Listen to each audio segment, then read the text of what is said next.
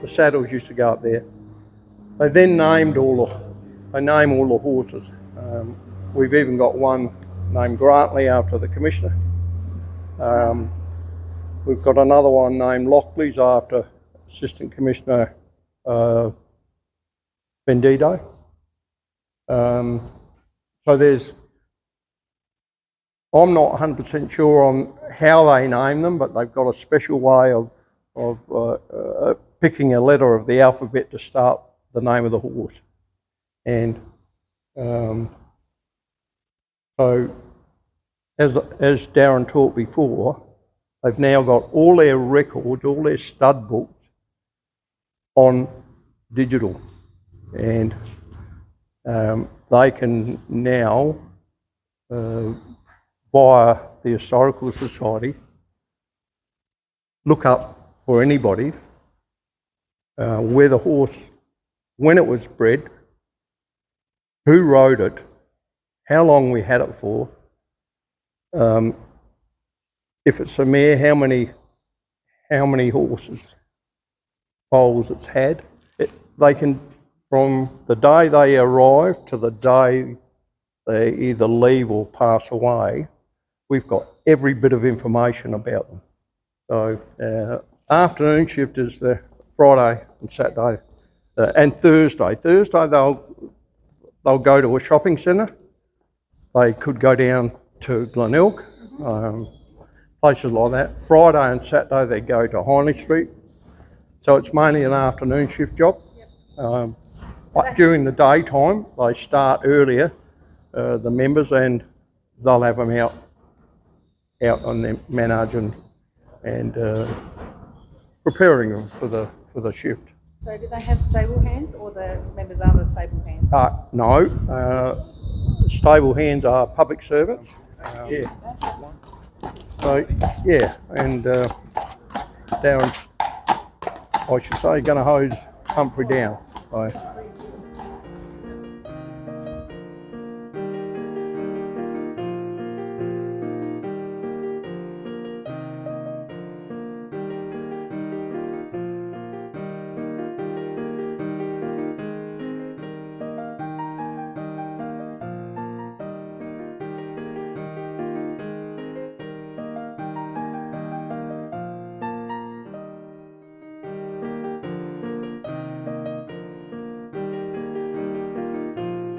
Which you see in a lot of photos. If you go on the internet, you'll see this sort of setup up the top, that building.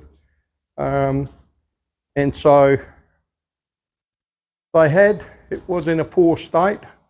I understand that the chassis of it is original. They sent it to Yatala and got them to restore it.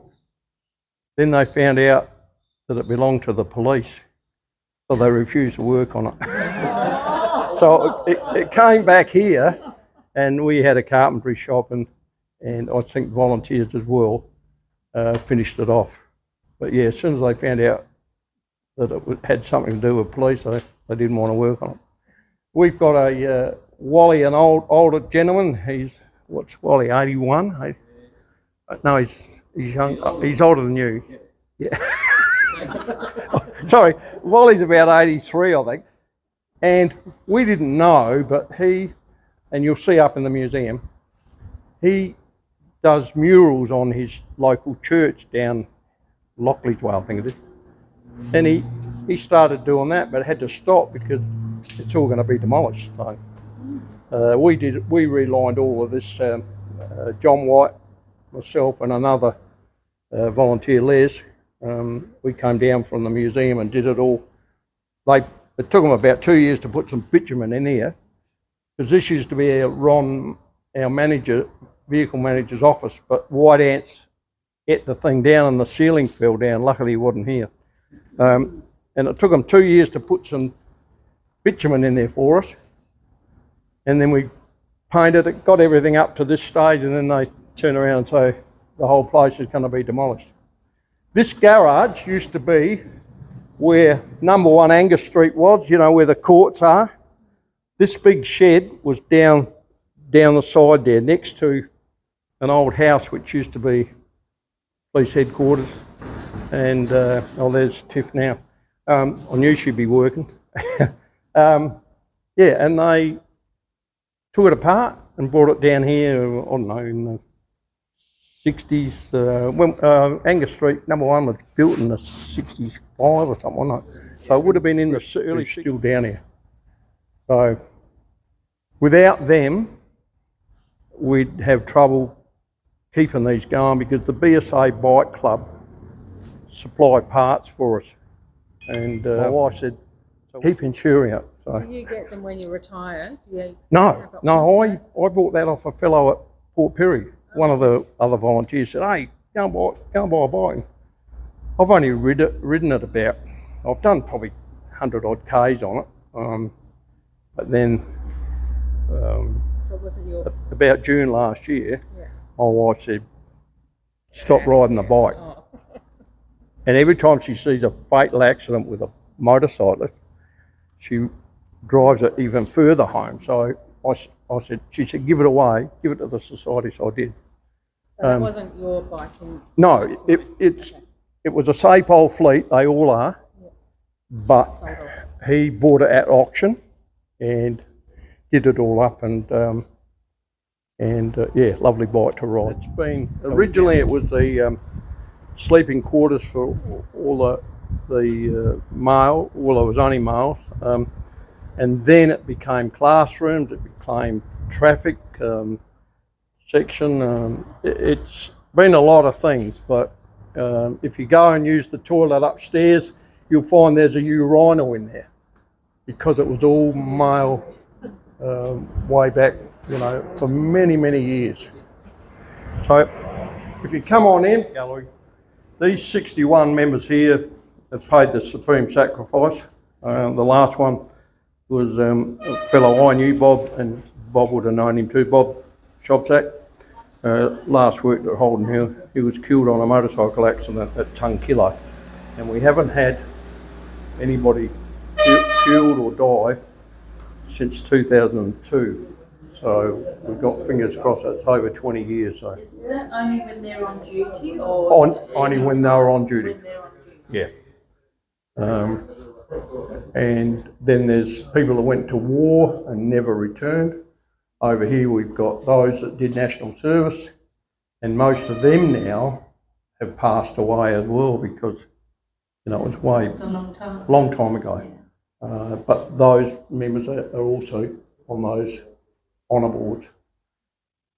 So Governor Highmarsh bought out about 30 odd of those Marines on the Buffalo, and he used a lot of them to keep law and order here, but they had their ration of rum every day, and they probably brought about us being formed first in Australia because of them, when he wrote back, I want a police force now. So we got 10 foot constables and 10 mounted. Mounted had the white stripes down, and they had the white pith helmet. We did have the Bobby's helmet. Then we had the Shako. We had the Shako. Then for a time, we had the blue or black Bobby's helmet. Then they eventually changed to the peak cap, and they've changed that peak cap over the years from black, blue, back to black. Yeah. Well, and there's some of the badges we had. We started with numbers, then we went to a Brunswick Star badge with a number inserted in the middle. Then they did away with that, and they gave us an ID number, which we haven't even got one in there. We wore an ID number here, and then under Ockfield and Safety, they did away with it, or they stitched it on, and then they did away with that, and we were given that one, and it was worth about $50,000. It was carried in that box, taken out and assembled. Then they did away with that, and they've got one that's about $5,000, does more than that, sits on the back seat. So, and that's another one we were just given. Now over here we've got I remember that as a kid, the Sundown murders. It was a big newspaper item. Then we've had the Beaumont children, which I don't think will ever be solved because most of the people involved are long gone. The one then we had the bodies in the barrel. We got those. That one at Adelaide Oval, a lot of people have forgotten about. Must have got a good offer because his wife Emma. Don't you? Hello, mate. When we spoke to her last July, she said, "I want him to retire at the 30th of June this year," and that hasn't happened. So I don't know. She may have got a deal from Malinowskis as well. I don't know. You never know. You finished, have you? We have finished Oh, we've got one room to go. Sorry, what time is it? at 12. 12. These people have been asking so many questions, Well, mate. that's good. That is good. Hey, were the horses down there when you were there? Yes, there's a heap of them. Well, not now. Oh no, sorry. When we were walking back, Yeah. 2 trailers had gone, 3 trailers had gone, so 6 of them went. But no, we Yeah. saw Darren as you were going in Mate, there. it's the quietest I've ever seen it down there. They've only got 2 horses in the back stables. Yeah. Everything else is gone. That's why we took longer. Well, hey, they were very lucky. We've got those. We've got a gendarme there in the corner that he sent over. We've even got one in here as well. And majority of this French stuff, and we've got a lot of it, is through Patrice and John. Yep. And we've got about 18,000 American patches up there. A lot don't exist anymore, so they're very rare. But yeah, they've put all these together. And then we've got Australian baseball caps. We've got badges and patches from every police force around the world.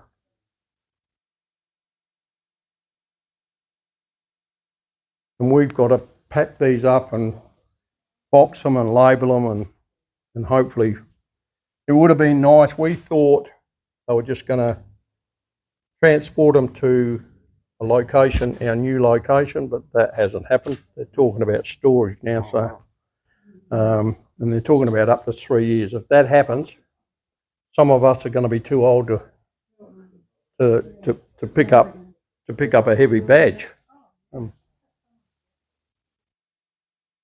No, that's when we're over the Christmas period to stop the dust. We cover them all. It just looked like someone's Yeah, just kept the jacket on. that fellow there was a commissioner of Netherlands, and John's met him, and he said, "You haven't got anything. Would you like a commissioner's uniform and the mess uniform as well?" And John said, "Oh yeah," and thought that's the last we see of it. That all rocked up.